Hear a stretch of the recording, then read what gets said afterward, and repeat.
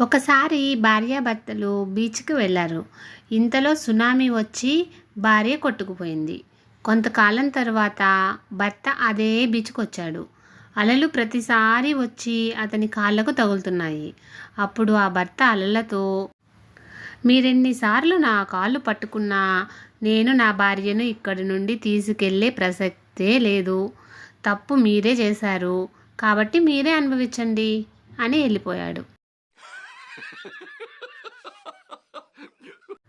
అమ్మ, ఇంత లేటుగా లేచావు, ఒక్క పని చెయ్యవు, రేపు పెళ్ళైతే ఎలాగే?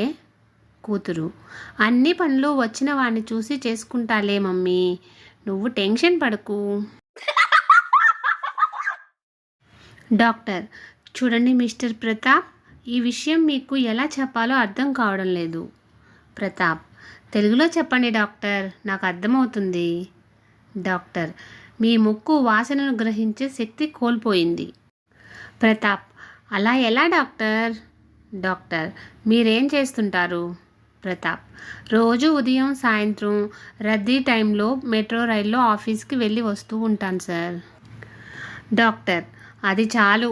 రకరకాల పర్ఫ్యూమ్లు, చెమట, షాంపూలు, కండిషనర్ల స్మెల్ పీల్చి పీల్చి మీ ముక్కు పని చేయకుండా పోయిందండి. ఫ్రెండ్స్, ఇలాంటి మరిన్ని వీడియోస్ కోసం సన్ పాజిటివ్ థాట్స్ ఛానల్ను సబ్స్క్రైబ్ చేసుకొని సపోర్ట్ చేయండి. వీడియో నచ్చితే లైక్ చేసి షేర్ చేయండి.